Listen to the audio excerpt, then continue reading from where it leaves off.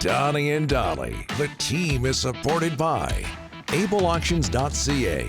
Closing your business? We can help.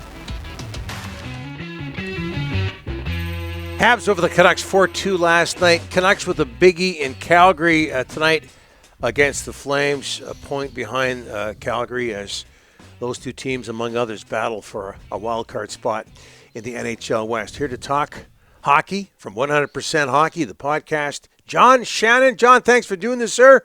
How are you? Morning, boys. Doing well. Boy, I got to say, Montreal, that top line at the very least, looks so impressive last night. What's your opinion of the job Kent Hughes and company are doing in Montreal? Well, they're going in the right direction, and you know they have been able to do something with their draft picks, and they've been really patient. And the only people more patient than the management team are the fans in Montreal, who have been so patient with what's going on. They seem to have, got a pretty good goalie tandem. Montembeault was really good last night. And their young defense. I mean, you guys saw Lane Hudson up close. And Caden Gooley is not in the lineup. Gooley, I'm a huge supporter of. I think he's going to be a fantastic big defenseman. And they seem to be playing with a lot of enthusiasm, something that we certainly saw the Canadiens play with last night for the first two periods as opposed to the Canucks. John, is it, no matter what some people think of the Montreal Canadiens going way back when a lot of us got sick and tired of them winning all the time, winning cups all the time, is it not great for the league to have that team on the rise? I think if they're relevant, I think it's really important for hockey. Yeah, I do. If you want to put it in perspective of other sports, it's like having the Red Sox or the Yankees, the Lakers and the Celtics, the New York Giants, which I'm not sure will ever happen in our lifetime. But to me, the established teams, one with such a rich tradition, which really is amazing to me, and it goes back to the fan base there. They're so knowledgeable. They actually understand what people are trying to do there and have bought into Martin St. Louis and bought into Kent Hughes and bought into Jeff Gorton. But at a certain point, you have to think, and next year's that year, that they will start to think the playoffs are on the horizon. I think people thought there this year that they weren't going to get as close as they are. I think they're only 1 point behind the Canucks in total points now. But the expectation in Montreal is that being on the rise and getting to the playoffs is next year, not necessarily this year. John, the trade deadline, the Canucks did not do anything other than Soucy to the Rangers, but that was the day before. But no Besser didn't get moved. Your thoughts on a very quiet day out here in Surprised. Vancouver? I think everybody was. These guys, remember the first 18 months they were here, nobody traded people more than Patrick Alvin and Jim Rutherford. I think they had 50% of the trades that first year they were in Vancouver. The Besser situation, I think, is probably the one that most people talk about, but I'm not sure you could get rid of him. Having gotten rid of JT Miller, where would your goals come from? That's not to say that Brock Besser's scoring goals, but the perception is that he's supposed to score goals and something's got to happen. I still have hope that they're going to sign him, Rick. I think that he likes Vancouver. If there's a way to massage the term versus the dollars that keeps both sides happy, then that would be a great thing to see. TSN and Sportsnet both tweeted great ratings, and we beat the other guys by this. I thought it was just absolutely phenomenal. But what did you think of the trade deadline coverage of the two big networks? And it's obviously become a big deal in Canada, and it is, other than Donnie and Dolly, it's after that it's the most watched on trade deadline day. The bottom line is they wouldn't be doing it if they didn't make money. Yep. Right. And they make money. And they make money. One goes on the air at 8 Eastern time, the other at 10 Eastern time. So the people are obviously not necessarily glued 100% of the time. I have not seen the final numbers on average yet. But, TV ratings are kind of like what an accountant can do with your taxes. There's you can make them sing like anything else, and so that to me, good for both of them. They feel that they both had victories.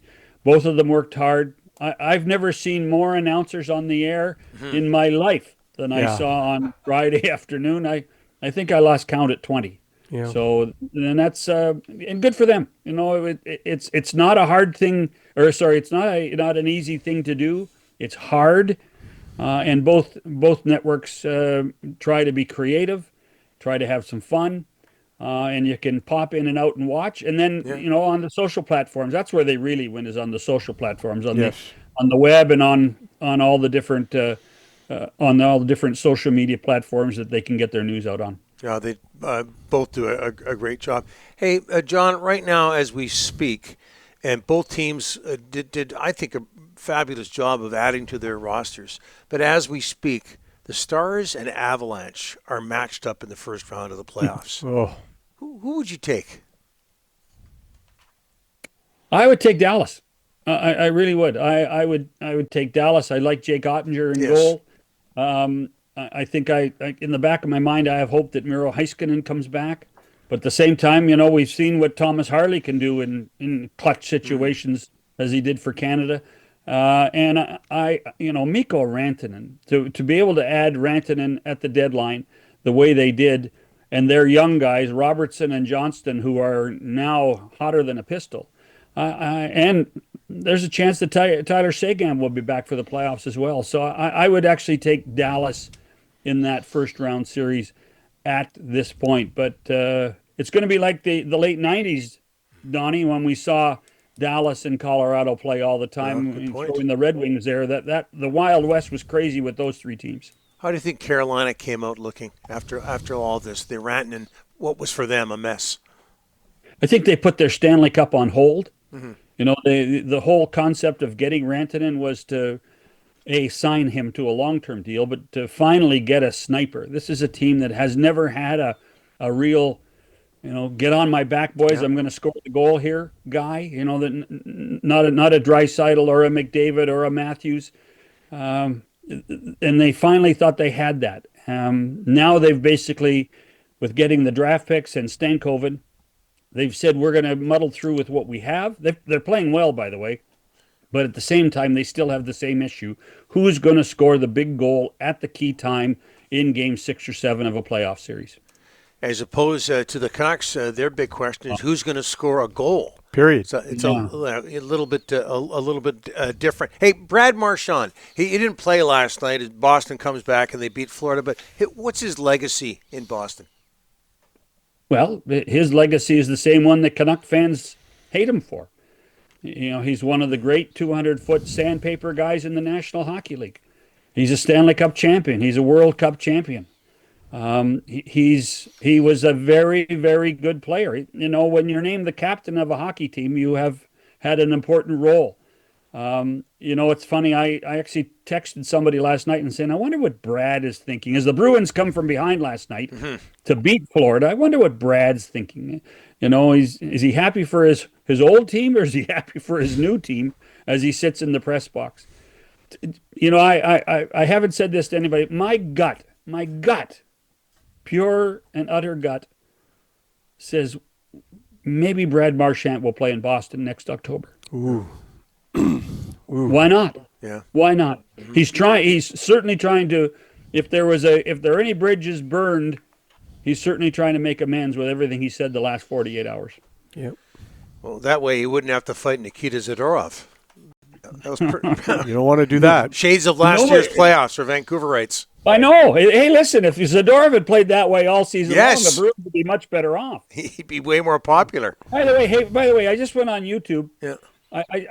I just found this show called Ice Picks. Oh, please. Okay. That's going back to the 90s. What is that? The Golden Boy and Ice Picks. That was a Blair Murdoch production. It was a hockey pool show on television that we recorded. Millard was on it. Darren Millard was on it. Barry DeLay, myself, Ron Rimmer. Did you all have mullets? Yeah. I think, I had hair back then. So whatever the style it was, I'd be happy with it now. But that goes way back. That's a blast from the past. Ice picks. Yeah. Donnie Taylor, the golden boy. Yeah. You can look. It didn't last long, John. Unlike this show. Well, I mean, listen. At least if Rick wouldn't have anything to do with you based on what he said about Tiger. I mean, I can't believe how harsh you are about Tiger. He's 49, John. John, he's 49, almost 50. My God, I'll trade him. I have socks older than that. His last win was 6 years ago. Come on. Phil Mickelson won the PGA in 2021 at 50. Yes, Come on. but he injured. Car accidents, the back, the knee, the ankle. Come on. Show some compassion for a guy that can almost get a discount at Shoppers Drug Mart. Come on. That reminds me, tomorrow's Thursday. Yeah, exactly. That's right. Hey, bingo. Yeah, I'll see you there. Thanks Absolutely. Thanks for this, John. Appreciate it. Cheers, boys. Okay.